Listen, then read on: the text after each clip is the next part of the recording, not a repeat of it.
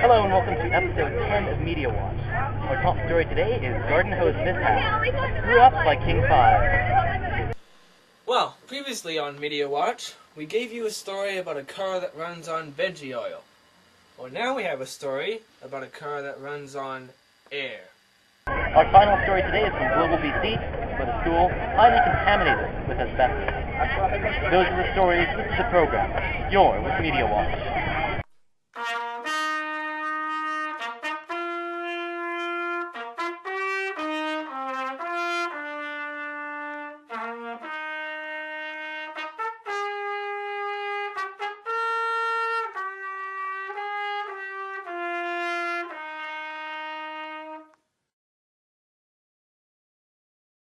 I wonder if I'm gonna get wet. Oh la la! Ready? Ready! Check it out, Megan. Hold and steady. Okay, wait. Wait. Well, we got a little drip, but that's not too bad. Oh yeah, we didn't have that on there I was gonna say, it's quite probably tight not enough. tight enough. Yeah. So it takes a little fine tuning, but Right. you ready for the big test? Yeah. Oh la la! Hey! So, and now you. Oops, oh, I forgot. You gotta turn the hose on. Oh la la! Well, all right, back to the science board. Hey, I just discovered it's got an on-off switch right here. Okay, that was not I equipment didn't know problem. you could get 'em That off was on these. operator error. Maybe this is rocket science after all. Or it takes a rocket science.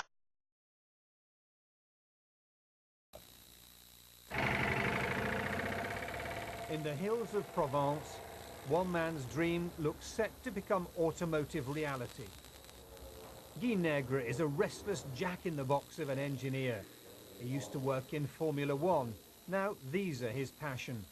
Cars that run on air, with remarkable qualities if they live up to their hype. Take filling up.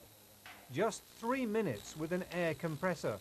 That's much quicker than a battery car, for instance. And in a carbon-conscious age, the urban emissions of this car are just air itself. The air is stored in lightweight carbon fibre tanks in the chassis. The engine sits in the chassis too, at the back. The air comes from the tanks to power the pistons which drive the car. On long journeys, a petrol burner heats the air, which expands it, increases the pressure and boosts the performance. The first buyers will be people who care about the environment, he says. It also has to be economical. After a long wait, development of the air car is now being backed by the industrial giant Tata. Guy Negre says there's no issue with safety. If the car crashes, the air tanks won't shatter, just split with a very loud bang. He hopes to have the first one for sale in France within a year, for just over £2,500. I'd like to think he would succeed because, you know, we should be supporting this kind of technology. It is a move in the right direction towards potentially sustainable personal transport. But there are buts. There are still engineering issues to be overcome, and it's how effectively those issues can be overcome to produce a package that's going to be acceptable to the public. Top speed of next year's model will be more than 80 miles an hour, according to Guy Negre, though the prototype I drove didn't give that impression. So how does it drive? Well, at the moment, it sounds like a motorboat and it feels like a bread van.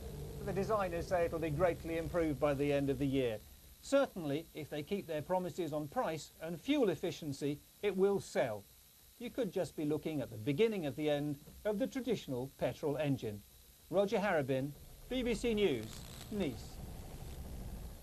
Now let's go back to Washington. School are sounding an alarm about their school and their children. The school in the town of Enderby is nearly 100 years old, and parents are worried that standing water and asbestos in the basement could be contributing to an absentee rate that's as much as 60% above the local average. Aaron MacArthur has our top story. Built before the start of the First World War, MV Beatty Elementary School in Enderby has some major issues. Aside from an area totally sealed off due to asbestos concerns, the basement of the school is often flooded during spring runoff, and the standing water leads to mold. Parents think the building is making their kids sick. We want to pull them from the school because health reasons. You know, we don't want any, like it's not something that's going to happen overnight, but it can be a prolonged thing that will happen years down the road. We have a student absentee rate that ranges anywhere from 30 to 60% above the district average. The kids that are in this building and the staff that are in this building are sick just way more than anybody else in the district, and we feel it's directly related to the building and the condition of it. The district has concerns about the school's age, and while there are talks to have it rebuilt, that's still years down the road. In the meantime, there are no links between the building and 6 students. We've got nothing that says a direct correlation. Do we have concerns? For sure we do. And are we paying attention to it? For sure we're paying attention. But no direct correlation between the building itself and any specific sicknesses or absenteeism.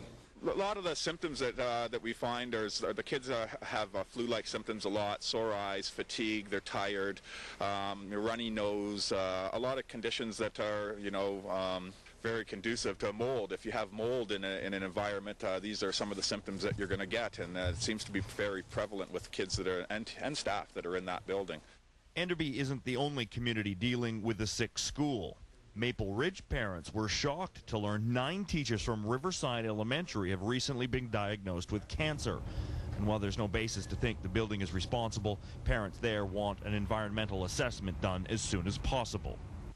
If a new school isn't possible in Enderby, parents want the next best thing. Portables can be brought in to accommodate students who need to be in the old building. Some think the sooner the kids can get out of this possibly toxic environment, the better. I'm totally concerned because I have what they call asbestosis in my lungs from working with it. And it concerns, I don't want my son to wind up like that. 2 more low. All right, I hope you've enjoyed this week's episode of Media Watch. Thanks for watching, and let's throw it back to Victoria for the final word. Thank you, Dr. Dude. Peace out.